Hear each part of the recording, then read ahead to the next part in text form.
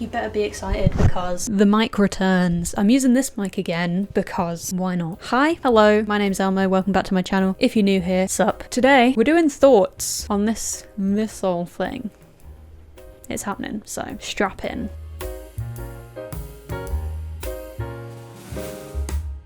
It has been a hot second since I did a thoughts video. We're back, finally. Terry Pratchett's Reaper Man. So it's set on the Discworld. It follows the character of Death. It's the second Death novel. The first one being Mort. Right here, which I haven't read yet. Initially, I picked up this book because it was going to be a book club read. I don't know if said book club then got cancelled or if they scheduled it and didn't tell me. And I check their website like every week and it never turned up. So I read this for the joy of it, but kind of for no reason. So that's fun. This was the first Terry Pratchett book I have fully read. Yay! Yay! Hooray! Oh my god. Then we'll be pleased. I actually read it. You're so welcome. My thoughts on Reaper Man. It works as a standalone. I will admit I doubted it would work, but it did. I feel like the many Terry Pratchett Discworld novels I've started and stopped have helped contextually, but I think in general you could probably read this and be fine. I don't think there's gonna be a gentler way to introduce you to the Discworld, the characters and concepts. You really do just have to dive in and deal with it, and I think it's a relatively tame plot. There's only like 2 narrative spaces. I've read a bunch of books this year that have had too many narrative spaces that they follow along for one book.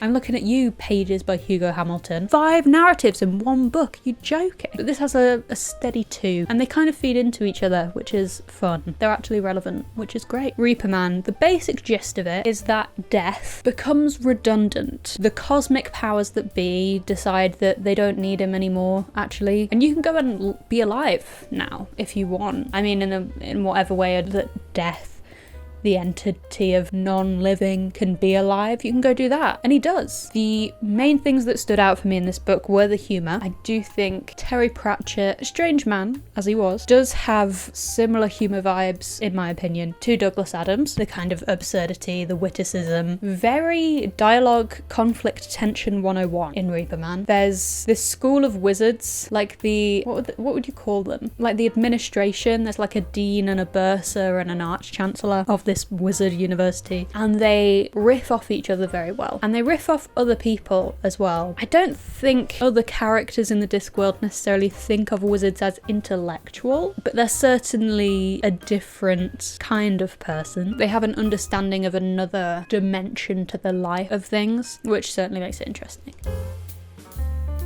Windlepoons. Because there's 2 narratives, there are kind of 2 protagonists. You have Death, who in his lived life is known as Bill Dorr, and he goes and works at Mrs. Flitworth's farm during harvest season, which is very cute. The other character you follow is Windlepoons, who is an ancient wizard. Every other wizard around him are like, how the hell are you still alive? They're betting on the day he drops dead. Windle dies, but because Death isn't Death anymore, he kind of comes back, and that is the other kind of half of the story. We follow Windle on his little scourges of undead life. That's so interesting, because you've got undead life and unliving life. Wow. It's a fun romp in the kind of story world of the Discworld. I think as a first read of it, pretty good. I don't plan to reread this book, by the way. I have a bunch of other Pratchetts that I can be reading instead. This was a 3.5 stars out of 5. It was good. I'm glad I read it. I think it'd be a good intro book for anyone else looking at foraying into the masses of books that make up the Discworld series. Probably won't reread it. It's going in the banishment box, but kind of like half-arsed going in the banishment box. Like, I don't want to get rid of it, but I need the shelf space, you know?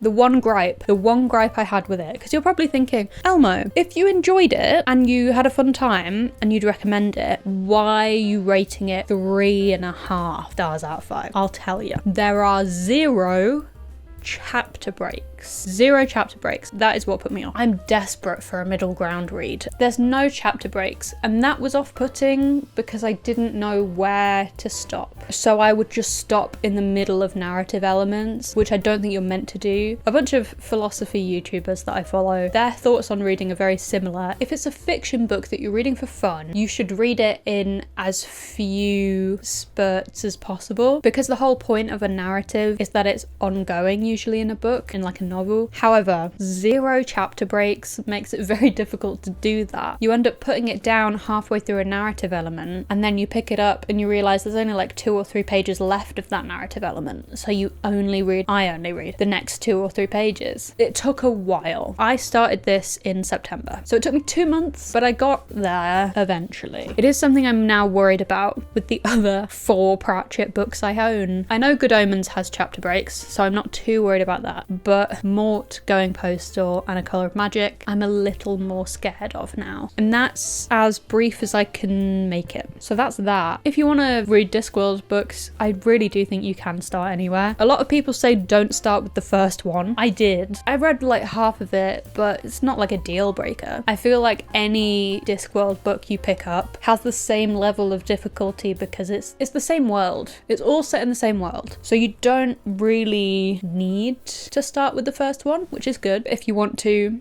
for the sake of simplicity, you can. Like, there's literally nothing stopping you. So those were my thoughts on Terry Pratchett's Reaper Man. There they are. I don't have any housekeeping things, so we're getting towards the end of the year, so all of my end of year stuff is going to be happening. That's all I have for you. So I'll see you when I see ya. See ya.